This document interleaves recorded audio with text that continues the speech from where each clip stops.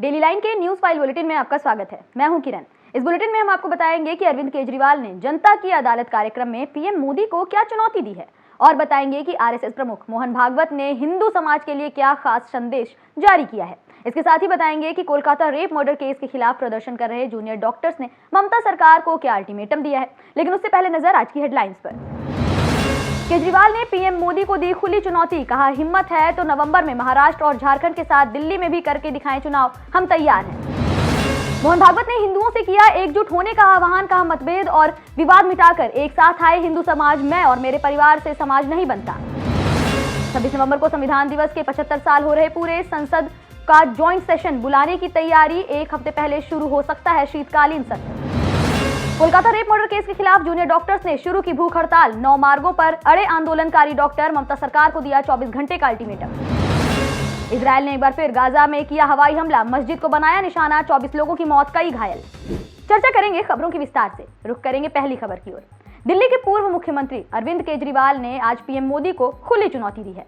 उन्होंने कहा कि हिम्मत है तो नवंबर में महाराष्ट्र और झारखंड के साथ ही दिल्ली में भी विधानसभा चुनाव करा के दिखाएं। हम चुनाव लड़ने के लिए तैयार हैं, नहीं तो मान ले कि वे हार गए, डर गए। केजरीवाल ने आगे कहा कि अगर प्रधानमंत्री दिल्ली चुनाव से पहले एनडीए शासित 22 राज्यों में मुफ्त बिजली देने की घोषणा करेंगे तो मैं बीजेपी के लिए प्रचार करूंगा। दिल्ली के छत्रसाल स्टेडियम में जनता की अदालत कार्यक्रम को संबोधित करते हुए केजरीवाल ने कहा, मैंने कल टीवी पर एग्जिट पोल देखा। हरियाणा और जम्मू कश्मीर में भाजपा की डबल इंजन सरकारें खत्म हो रही हैं। पहला इंजन जून में फेल हुआ था जब उन्हें 240 सीटें मिली। अब झारखंड और महाराष्ट्र में भी यही होगा, तब दूसरा इंजन भी फेल हो जाएगा। केजरीवाल ने आगे कहा कि यूपी में पिछले 7 साल से डबल इंजन की सरकार है। लोकसभा चुनाव में उनकी सीटें आधी हो गईं। मणिपुर में भी 7 साल से डबल इंजन की सरकार है। मणिपुर 2 साल से जल रहा है। बढ़ेंगे अगली खबर की ओर। आरएसएस प्रमुख मोहन भागवत ने हिंदुओं से एकजुट होने का आह्वान किया है। उन्होंने कहा कि हिंदू समाज मतभेद और विवाद मिटाकर एक साथ आए। संघ प्रमुख ने ये बात शनिवार राजस्थान के बारा में आयोजित एक कार्यक्रम में कही। इसके साथ ही भागवत ने कहा कि हिंदू समाज को भाषा, जाति और प्रांत के मतभेद और विवाद मिटाकर अपनी सुरक्षा के लिए एकजुट होना होगा। समाज ऐसा हो जहां संगठन, सद्भावना और आत्मीयता का व्यवहार हो। उन्होंने कहा कि मैं और मेरे परिवार से समाज नहीं बनता, बल्कि हमें पूरे समाज की चिंता से अपने जीवन में भगवान को प्राप्त करना है। वहीं शनिवार को ही पीएम मोदी ने महाराष्ट्र में कहा था कि हम बटेंगे तो बांटने वाले महफिल सजाएंगे, जश्न मनाएंगे। इससे पहले यूपी के सीएम योगी आदित्यनाथ ने अगस्त में भी कुछ ऐसा ही कहा था। सीएम योगी ने कहा था कि हम बटेंगे तो कटेंगे, एक रहेंगे नेक रहेंगे। इन सभी बयानों के कई राजनीतिक मायने निकाले जा रहे हैं। बढ़ेंगे अगली खबर की ओर। संविधान बदलने और बचाने को लेकर सत्ता पक्ष और विपक्ष के बीच लगातार आरोप प्रत्यारोप का दौर जारी है। इसी बीच मोदी सरकार 26 नवंबर को संसद का विशेष संयुक्त अधिवेशन बुलाने की तैयारी कर रही है। ये विशेष सत्र संविधान पारित होने के 75 साल पूरे होने पर समर्पित होगा, जो नई संसद में किया जाएगा। रिपोर्ट्स की माने तो संसद का शीतकालीन सत्र अमूमन दिसंबर के पहले हफ्ते में शुरू होता है, लेकिन संविधान दिवस के 75 साल पूरे होने के मौके पर इसे एक हफ्ते पहले ही बुलाया जा सकता है।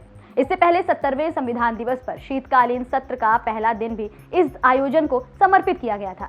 वहीं संयुक्त सत्र बुलाने और शीतकालीन सत्र की तारीखों को लेकर राजनीतिक मामलों की कैबिनेट कमेटी नवंबर के पहले हफ्ते में फैसला लेगी। संयुक्त बैठक के आयोजन की पूरी रूपरेखा कैबिनेट समिति ही तय करेगी। बढ़ेंगे अगली खबर की ओर। महाराष्ट्र कांग्रेस के अध्यक्ष नाना पटोले ने कहा है कि देश में महिलाओं के हित में कोई काम नहीं हो रहा। पीएम मोदी ने महिलाओं के लिए जो काम किए वो अब राहुल गांधी करेंगे। उन्होंने पीएम मोदी पर निशाना साधते हुए कहा कि मणिपुर की समस्या को छोड़कर वे ईरान, इजरायल का युद्ध रुकवाने क्यों चले जाते हैं। नाना पटोले ने आगे कहा कि अभी भी देश में महिलाओं के हित में काम नहीं किया जा रहा। जो काम मोदी महिलाओं के लिए नहीं कर रहे वो अब राहुल गांधी करेंगे। वहीं हरियाणा चुनाव एग्जिट पोल पर उन्होंने कहा कि हरियाणा में बीजेपी का हाल देख ही रहे हैं। हरियाणा के लोगों ने कांग्रेस को समर्थन दिया। अब देश में परिवर्तन की लहर देखने को मिल रही है। बढ़ेंगे अगली खबर की ओर। कोलकाता में trainee doctor rape murder case के खिलाफ अब 6 जूनियर डॉक्टर्स ने भूख हड़ताल शुरू कर दी है। जूनियर डॉक्टर्स अपनी 9 मांगों पर अड़े हैं, जिसमें हेल्थ सेक्रेटरी एनएस निगम को हटाने, स्वास्थ्य विभाग में भ्रष्टाचार के लिए जवाबदेही तय करना शामिल है। जूनियर डॉक्टर्स ने कोलकाता पुलिस की लाठीचार्ज के बाद 4 अक्टूबर को धरना शुरू किया था। उन्होंने अपनी मांगों को पूरा करने के लिए ममता सरकार को 24 घंटे का अल्टीमेटम भी दिया। वहीं राज्य सरकार को दी गई डेडलाइन 5 अक्टूबर को खत्म हो गई है। इसके बाद पश्चिम बंगाल जूनियर डॉक्टर फ्रंट के 6 सदस्यों ने अमरण अनशन शुरू कर दिया है। आपको बता दें कि जूनियर डॉक्टर्स ने रेप मर्डर घटना के खिलाफ 10 अगस्त से 21 सितंबर तक करीब 42 दिन तक हड़ताल की थी। डॉक्टर्स ने सरकार के सामने 5 मांगे रखी। इनमें से सरकार ने 3 मांगे मान ली थी। बढ़ेंगे अगली खबर की ओर। इजरायल और हमास के बीच बीते 1 साल से लगातार जंग जारी है। इजरायल लगातार गाजा पट्टी में बमबारी कर रहा है। इसी बीच इजरायल ने एक बार फिर गाजा में हवाई हमला किया। रविवार सुबह गाजा में एक मस्जिद को निशाना बनाते हुए इजरायल ने हवाई हमला किया।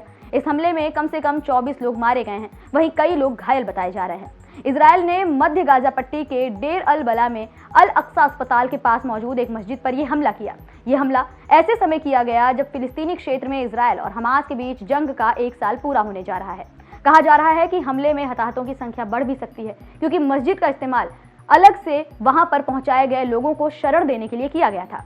इजरायली सेना ने एक बयान जारी करते हुए कहा कि शुहादा अल अक्सा मस्जिद के रूप में काम कर रही थी और इसके अंदर हमास का कमांड सेंटर और नियंत्रण केंद्र भी चलाया जा रहा था।